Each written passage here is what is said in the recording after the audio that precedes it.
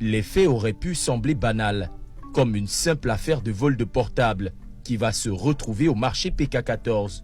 Celle que nous appellerons Céline se fera dérober son téléphone portable par un jeune homme que nous nommerons Mickaël lors d'une séance de travail toute particulière.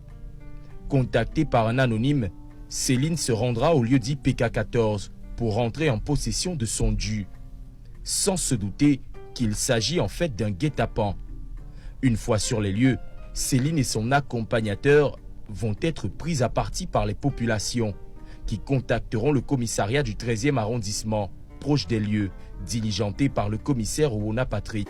Tout part d'une altercation au niveau du marché PK14 avec 3 jeunes enfants, 3 jeunes hommes qui, dans leur altercation, vont attirer l'attention des populations. C'est ainsi qu'ils vont se retrouver au niveau du commissariat et nous allons très rapidement comprendre le différend qui les oppose. Il s'agit de Mickaël, âgé de 16 ans, qui présentait non seulement des douleurs, mais aussi une rectorragie, c'est-à-dire une saignée au niveau de l'anus. En d'autres termes, l'adolescent se serait fait abuser sexuellement et sodomiser. Céline passera aux aveux et donnera à l'officier de police, Joseph Bokoudaï, et à l'enquêteur en charge de l'affaire le lieu exact où se sont déroulés les faits. Immédiatement, les éléments du commissariat du 13e arrondissement se mettent en branle. Direction le quartier Ange Raphaël dans le 5e arrondissement. Ce serait dans cet immeuble que Mickaël aurait subi toutes sortes d'attouchements. À l'arrivée du commissaire et de ses éléments, un étrange jeu va se jouer sous nos yeux et hors caméra. Franck, le présumé coupable, ayant eu connaissance de la présence de la police sur le pas de sa porte, fera jouer ses contacts et le commissaire Owona recevra un appel directement en provenance de Yaoundé, lui interdisant de mener une quelconque perquisition en ce lieu. Cependant, quelques minutes plus tard, le procureur près du tribunal de Ndokoti délivrera aux équipes un mandat de perquisition. Après avoir enfoncé la porte, à l'intérieur, c'est un domicile a priori normal. Sauf que le gros des scènes se tournait dans les chambres. Une fois dans ces dernières et après fouille, la police découvrira une cargaison entière de lubrifiants. Mickaël reconnaît les lieux. J'étais ici à 14, mes amis sont venus me prendre qu'on aille chez le grand qu'on appelle Franck, qui vend les habits. Nous sommes arrivés là-bas vendredi soir.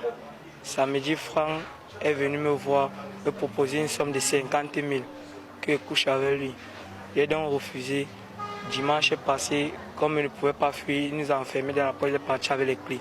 C'est ici qu'il m'a ramené pour me proposer 50 000 pour coucher avec moi et puis il a refusé. Il nous raconte avec plus de détails les conditions dans lesquelles il a été séquestré ici.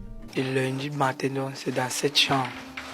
Et sur ce lit, qu'il est donc venu avec 3 gaillards, ils m'ont arrêté de force. Et puis lui-même, Franck m'a pénétré mon anus. C'est sur ce lit que tout s'est passé. Il criait Zambo était au salon, il comprenait, mais il n'est pas venu, rien. Quand il a fini de faire, je suis sorti, il a trouvé Zambo au salon, lui il était sur mon train de rire, il se moquait de moi, bon, il connaissait là tout ce qui devait se passer. C'est ça qu'il a utilisé. Mickaël ne serait pas la seule victime de ce présumé pédophile proxénète. D'autres jeunes auraient déjà subi le même traitement par l'entremise de ce fameux Zambo. C'est des 14, c'est Zambo qui vient les prendre là-bas pour venir ici avec eux. C'est vrai que j'ai amené les enfants pour se faire sodomiser. Mon point de vue, c'était pas amener mon ami pour qu'il se fasse sodomiser. C'était pour qu'on travaille ensemble. Tout se passait bien, il était calme. Moi, je pensais que c'était fini. Maintenant, il me rappelle encore. Il me pose la même question. Maintenant, il parle de 50 000. C'est là que nous avons cédé. Puis, le monsieur en question, je suis arrivé, nous avons commencé à vendre. Il m'a appelé dans sa chambre. Il m'a proposé 50 000. Comme j'étais aussi en besoin, j'avais aussi besoin. Je voulais faire plein de trucs. J'ai dû accepter. Un véritable réseau qui a des tentacules dans une bonne partie de la ville de Douala. À l'intérieur du domicile, des puces de téléphone sont découvertes. Après exploitation, ces puces révéleront des photos nues de jeunes filles, probablement des marchandises pour d'éventuels acheteurs. Nous avons une multitude de plaintes. Les victimes disent d'ailleurs qu'il y a une vingtaine d'enfants au niveau de Koti qui ont été victimes des mêmes sévices. Et continuons à attendre les plaintes et aussi à interpeller les différentes victimes et les suspects. Pour Céline qui vit ici avec Franck, après avoir fugué de la maison parentale, c'est une découverte. Dieu seul sait ce qui lui passe par la tête lorsqu'elle nous explique les faits avec toute la légèreté du monde. Moi-même, je dormais parfois ici, mais quand il dort ici, c'était seul. Je dormais toujours ici seul, il n'y avait personne. Dans l'autre chambre, quand il dormait là-bas, il dormait avec Franck. Mais après un temps, là, il m'a dit que non, qu'il ne veut plus que je dorme avec lui, qu'il veut dormir seul. Il maltraitait franchement les enfants des gens. Le pédophile proxénète et ses complices, eux, sont aux mains des forces de maintien de l'ordre. Et les enquêtes suivent leur cours dans ce qui ressemble étrangement à un immense réseau de commerce des filles de joie.